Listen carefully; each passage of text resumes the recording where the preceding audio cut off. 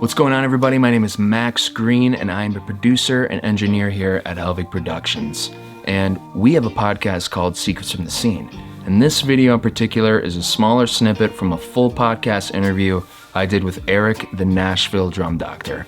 And in this podcast, we talked all about his tips and tricks and methods and approach when it comes to tuning snare drums. And we talk about his background in being the Nashville Drum Doctor, and so much more. So if you're a drummer, you're definitely going to want to watch and listen to the full podcast episode. We'll link that below. But in the meantime, sit back, take some notes, grab your snare drum, and follow along as Eric walks you through his approach when it comes to getting a snare drum tuned up and dialed in and ready to go for the recording studio. Enjoy. Yeah, all right. So you get handed a snare drum, and first couple of things I want to check out is that I want to make sure that the drum heads don't have any tears in them. So I'm looking at that. I'm looking at the hoop.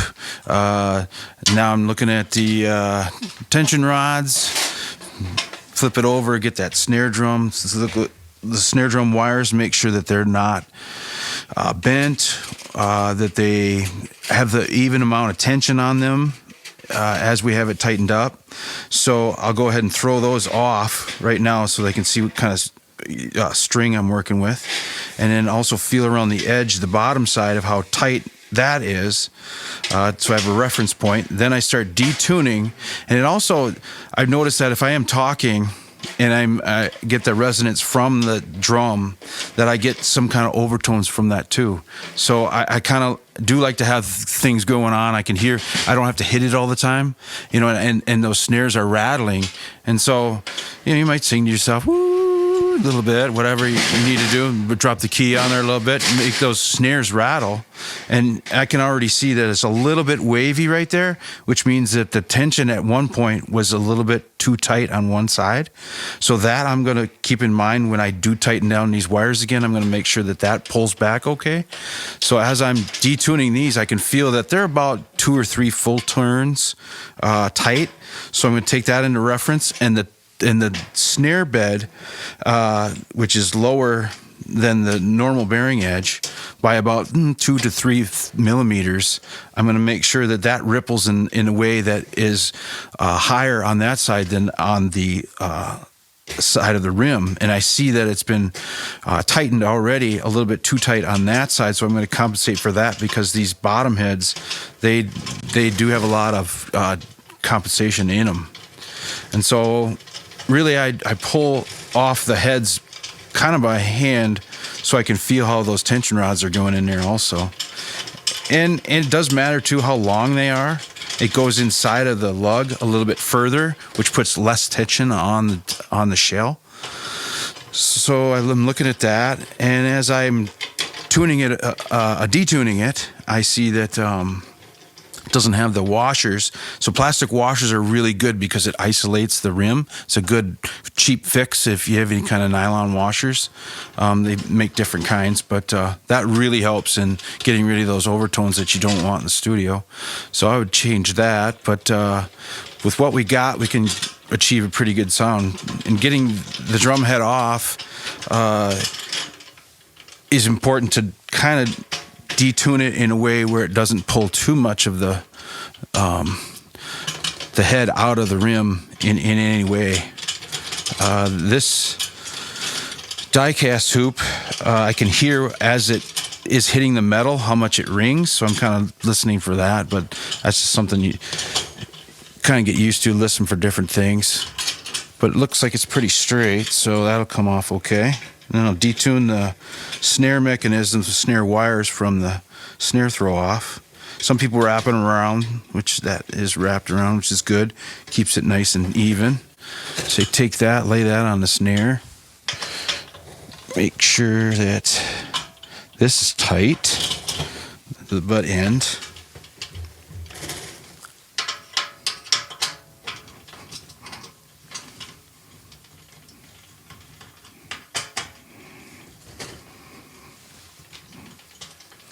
That's good.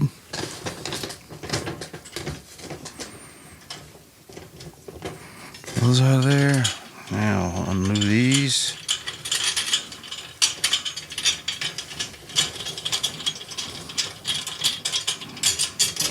Make sure those washers don't fall out of that rim. That's no fun picking them up off the floor. So that's loose.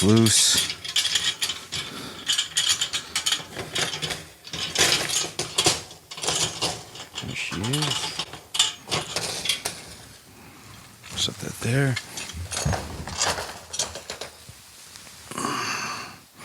Okay, inevitably you're going to find dirt. Get rid of that. We'll flip it over. Now, we can also tell with the hoop, the bottom hoop off, this is a neat little trick, is that if I tap on this, it's like a timbale, right?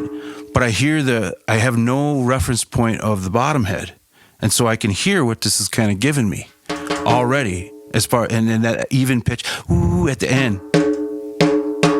But then it dies off. That means that this is relatively even in force, and so it's even in tension.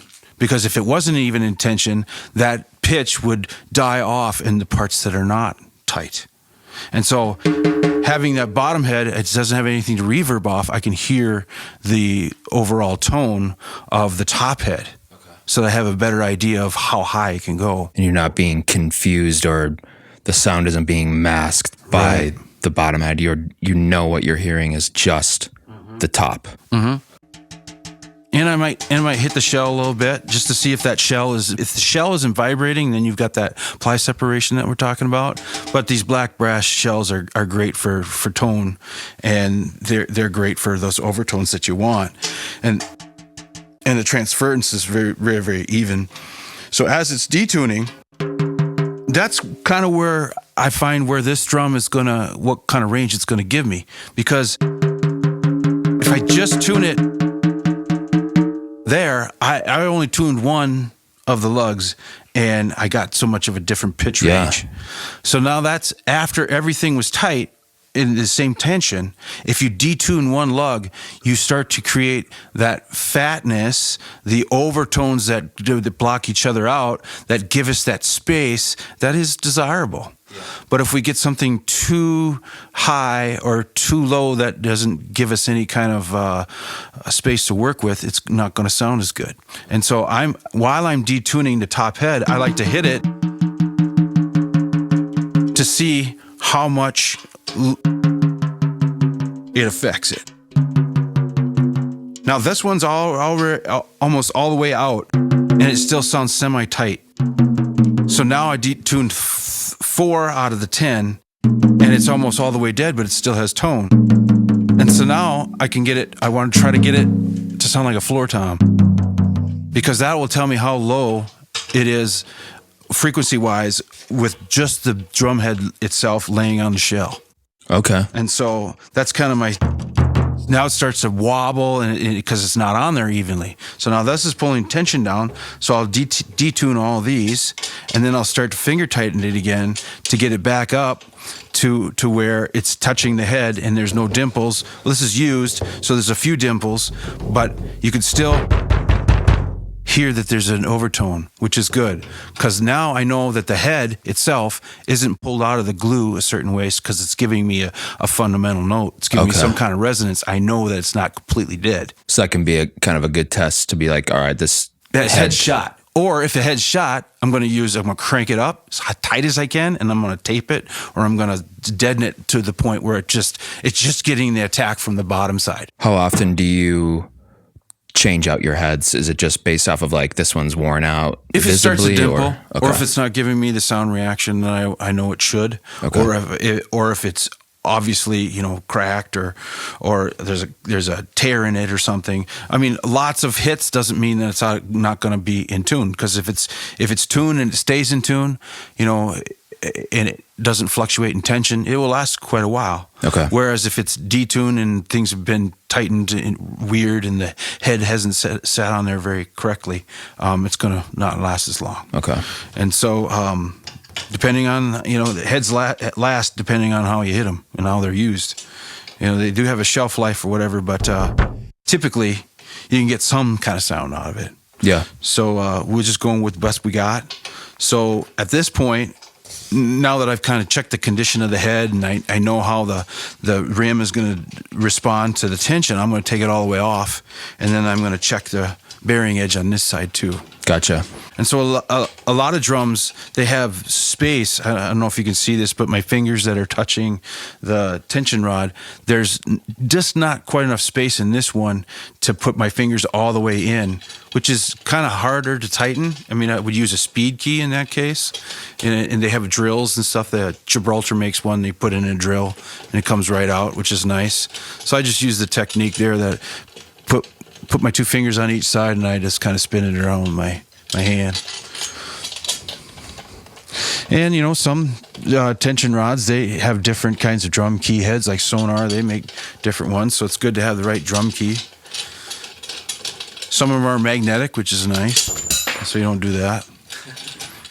That's why you always have two.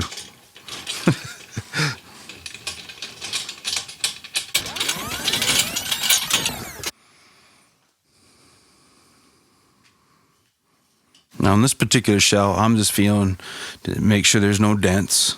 If there was dents, I wouldn't freak out too bad, but that can equate to different overtones and you might get a little buzz, you know, from like a flap. Okay. If the dimple's touching the head just right, what's happening is the head is inside of the drum, touching the dimple and going back and forth really fast. There's really no way to get rid of it other than sanding it, or, you know, molding it or tightening it so tight that it doesn't have any chance of touching any of the sides. With the edge of the drums, I know there's, what is this cut called, I guess? This is a round over. So okay. This looks like about a 45-degree angle. Okay. And so the bearing edge here, when its contact is with the head, is where my finger's at right now. Okay. So the bearing edge on this is slightly rounded over, because you can have edges that are not rounded over. They're just sharp, or they're to the point where they have a concave surface. And convex and concave are, you know, in and out of the circle, and the amount of shell that's touching the drum head equates to the resonance. Okay. And a difference kind of in pitch and how it's stretched. Okay. So, of course, something that is sharper angle, meaning higher, 60 degrees or higher, is a sharper angle, which creates more resonance, more ring time. Okay. And so, therefore, if it's rounded, it equates to dampening that overtone. Interesting. And transferring it more from the drum head to the bottom head through the shell, and you get that transference more you can kind of even out that, you know, transference rather than, you know, making it sharp. Interesting. So it looks like this shell's good, ready to go. The snare beds, again, you really can't tell on something like this, but I can feel it ever so slightly. It's got a dip. So everything's good to go, and I'm going to go ahead and put the bottom head back on. And so heads inevitably will stretch differently, and this head, I don't know if you can see it, but maybe from the top view, but it has a little dimple in it, which means that this side has been stretched a little bit more than this. So I'm going to compensate for that when I do tune it. So here is where I start to straighten out the drum head within the rim and the drum head touching the shell. So as I tighten these down, I'm going to kind of position that so that it's even all the way around.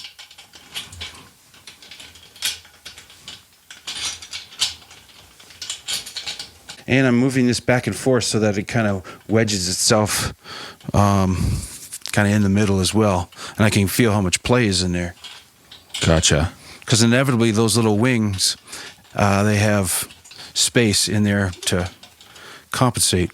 Do you ever put any sort of like grease or WD-40? I try to stay away from the grease unless it's really rusted. And then I'll grease the insert that's inside of there, because you don't really need to put it on the tension rod, but more so inside of the actual insert itself. Okay. So that the grease can go down in instead of come back out at you. Gotcha.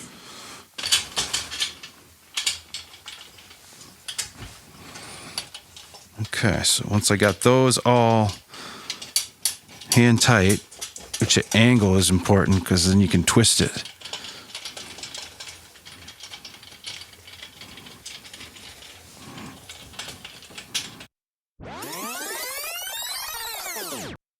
See, now that one right there, it already is touching the drum head, and I felt it catch. And so that's what I'm kind of being aware of now, that I kind of have them tightened, but they're not all the way in. I could still do it with my hand, but because of the angle, I kind of change it to the drum key so that I can feel when it starts to stretch the drum head, so that I don't pull it too much this way.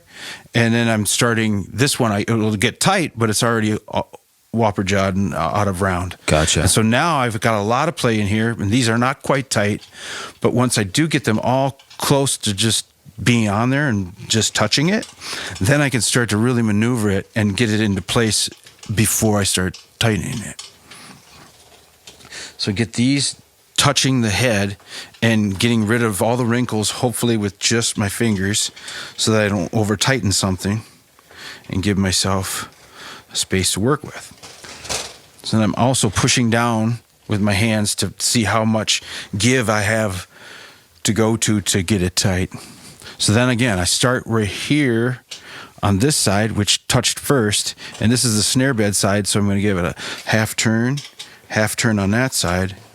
Come over here, half, another, and a little more, because now, as this is tightening down, it's inevitably gotten more space because it's pulled down. And so now these inevitably need to be tightened again, because now these are off, because this whole backside has been pulled down, and now this backside has been pulled down. So all these need to be retightened again. And then I go back again and I tighten these again. So now I can see this coming out, and I know that this needs to be tightened a little more here. So I'm going to overcompensate because it's been pulled there already. Barely tighten that side, even more on that side. Come back over here. And now I'm going by feel. And this one wasn't even tightened all the way, so I know I need to go another turn to get it as tight as the other ones. So now I'm going on feel, and I can feel that this is evenly tight. And we could even check if we wanted, just to get some kind of tone. You know, that's really low. That's really low. And it's good because we're already got the ripples out. And now this is where I put the snares on so that I can see how much it's pulling. How much it's pulling those snares down.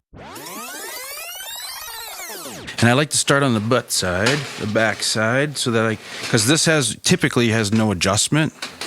Adjustment meaning, tension on this side. There's no tension, so I like to start with that because they're stationary. Now I hold this here, hold that down, finger tight, pull this back. Now, because those are finger tight, I can pull this, and this is my tension, and I'm pulling this tight so that there's no slack in either one of those.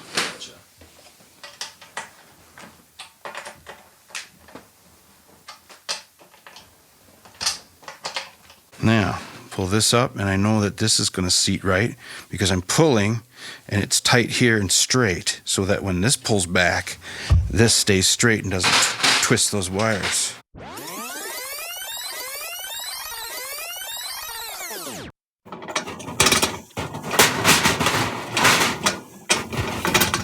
And I give myself as much play as I can here so I take this thing off. Typically snare mechanisms will come all the way apart if you unscrew them all the way, which the nut stops right about there. So, about 5 turns, then I've got some play. Pick this up.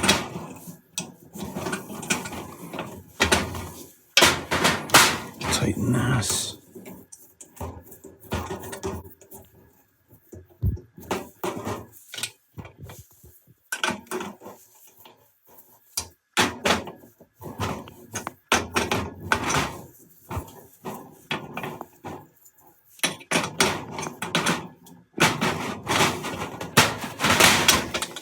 Tighten it up this way.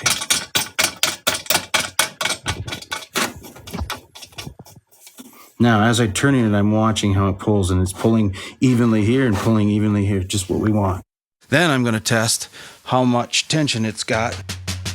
When I hit it, the drum was honking, meaning it's very, very low, so it's not going to give me the response that I'm going to end up with, but I can tell when these snare wires are completely disengaged. And as the wires get engaged, I'm looking to see if the tension is pulled the same, and they are. So I'm going with that. Now I'm going to tune it up just a little bit so I can get a little bit higher note, and those snares will respond more.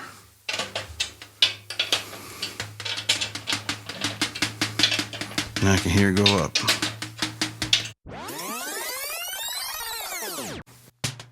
Start there.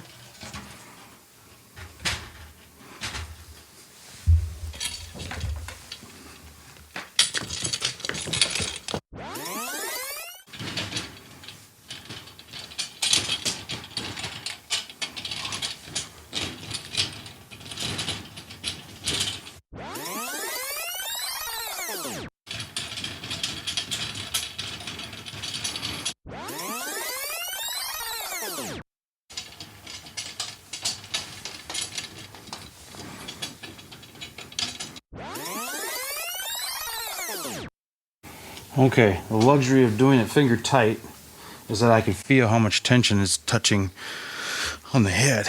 So then I know which way I want to start. Based upon the head rippling in one way, I'm going to kind of pull this side down. So that tightens that side. Then I'm going to go in this pattern, star pattern. And I like tapping on the back just to get, I can hear the pitch now. Here it comes.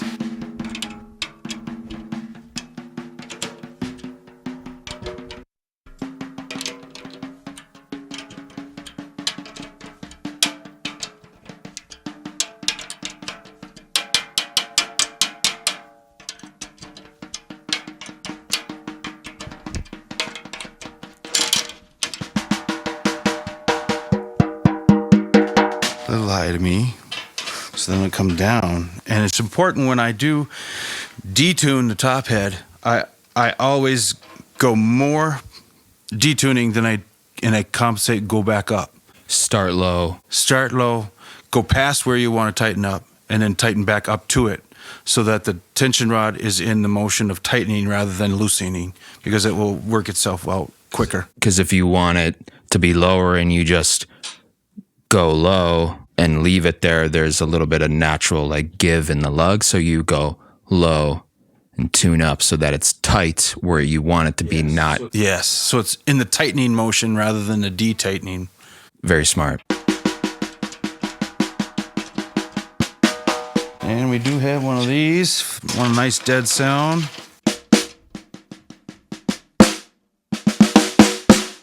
Now, if we want to change it, we'll go lower. Oh, please go lower. Yeah, we'll try that. Again, detuning it all the way. But I'm going half step. That one's loose. Detune that. And you're doing about a half turn looser, or what are you doing? Almost a half and then back up. So it's a quarter. Gotcha. I always go into quarter intervals because they go too much, then I have to kind of start over because I went past it too far. That's even. And we have play, the snares, they rattle, rattle, tighten. We got options. Now also, you see a lot of people will hit the lug over here. They're listening for that overtone to see if it's in tune with the other ones next to it. So sometimes if it's quiet, I like to hit the rim, because the rim will change too. If the rim is too loose, it will be lower pitch. Okay. If it's giving a high overtone, it might be too tight in one area and loose in the other. So that's a good thing to do too. Especially back on the backside where you hit the back sticks.